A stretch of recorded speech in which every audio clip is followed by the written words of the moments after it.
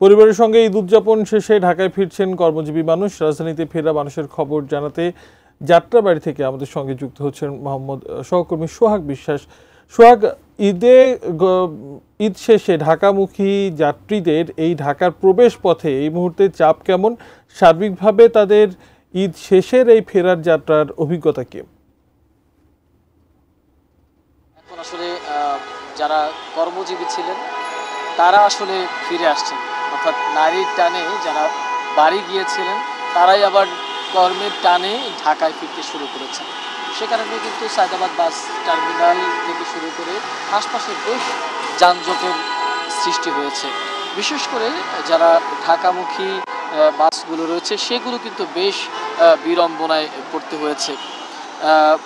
আমরা সকাল থেকে সায়দাবাদের যে গুরুত্বপূর্ণ পয়েন্ট রয়েছে সেগুলোতে আসলে যাত্রীদের চাপ লক্ষ্য করেছি। অ্যান্টিব্যাকটেরিয়াল অ্যাডিটিভ যুক্ত সেরা ওয়াটার ট্যাঙ্ক বিশুদ্ধ পানিতে ব্যাকটেরিয়া জন্মাতে দেয় না। পরিবারের সঙ্গে বেশ কয়েকদিন গ্রামে ঈদ কাটিয়ে এখন আবারও যখন কর্মস্থলে মানুষ ফিরছে তখন ঢাকায় ফিরেই আসলে তারা নানা ধরনের বিড়ম্বনায় পড়ছেন। সকালে রাজধানীমুখী পরিবহনগুলোতে বিশেষ করে ঘন্টার পর ঘন্টা দীর্ঘ অপেক্ষায় যানজটে, বিশেষ করে পোস্তকলায় যানজটে বেশ ভুগতে হয়েছে যাত্রীদের, এমনটাই বলছিলেন। যানজট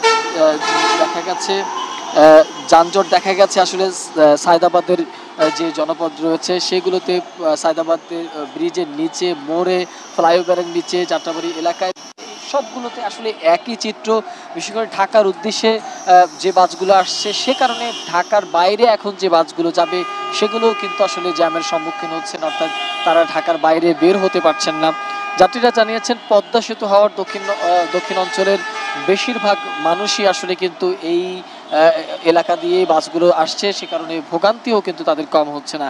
একইভাবে কাঁচপুর পর্যন্ত 4 লেনের যে সড়ক রয়েছে সেই 4 লেনের পুরো সড়কে যানজট রয়েছে। তবে রায়ের বাগার থেকে যাত্রাবাড়ি বা পুস্তাকুলে সায়দাবাদ পর্যন্ত যানজট, সেই সাথে ভ্যাপসা গরম যোগ হয়েছে।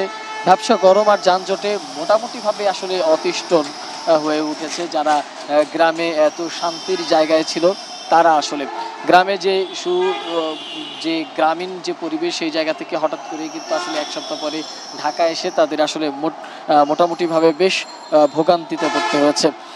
এসব পরিবহনের যাত্রীরা বিভিন্নভাবে আমাদেরকে যখন এসেছে তারা জানিয়েছেন যে গ্রাম অঞ্চল থেকে আসতে তাদেরকে বাড়তি ভাড়া গুনতে হয়েছে। 700 টাকার ভাড়া 1400 টাকা পর্যন্ত নেওয়া হয়েছে। বিশেষ করে তবে এই সায়দাবাদ বাস টার্মিনালে যারা বাস কর্তৃপক্ষ রয়েছে তাদের সাথে আমরা যখন কথা বলেছি তারা আমাদেরকে তখন জানিয়েছে এখন কেবলমাত্র দক্ষিণবঙ্গ থেকে আসা বাসগুলোতেই কেবল ভিড় রয়েছে, কিন্তু সেই জায়গা থেকে কিন্তু আসলে ঢাকা থেকে যে বাসগুলো ছেড়ে যাচ্ছে বিভিন্ন জায়গায় সেগুলোতে কিন্তু আসলে তেমন যাত্রী নেই। সে কারণে তারা আবারও দক্ষিণাঞ্চলে যাত্রীদের জন্য এখানে বাস টার্মিনালে এসে আবার তাদের খালি বাস নিয়েই কিন্তু তাদেরকে আবার গ্রামের উদ্দেশ্যে রওনা দিতে হচ্ছে। সেক্ষেত্রে তাদের এই যাত্রাবাড়িতে ঢোকার পরে যে একটা দীর্ঘ জ্যাম তৈরি হচ্ছে, সেই জ্যামের কারণে মোটামুটিভাবে শুধু এই যাত্রাবাড়ির এবং সায়দাবাদ এইটুকু পার হয়ে বের হতেই তাদের বেশ বেগ পেতে হয়। আসলে যাত্রী ভোগান্তি, তবে কর্মে ফিরতে হবে, সব কিছু মিলিয়ে আসলে এমনটাই পরিস্থিতি এই সায়দাবাদের বাস টার্মিনালগুলোতে। শশী, আসলে এই ছিল আমার কাছে থাকা যাত্রাবাড়ির বাস টার্মিনাল থেকে সর্বশেষ অবস্থা। এর পরবর্তী বুলেটিনে আমরা আবার কোথাও যখন যুক্ত হব তখন আপনাকে সেখানকার অবস্থা জানাতে পারবো। শশী।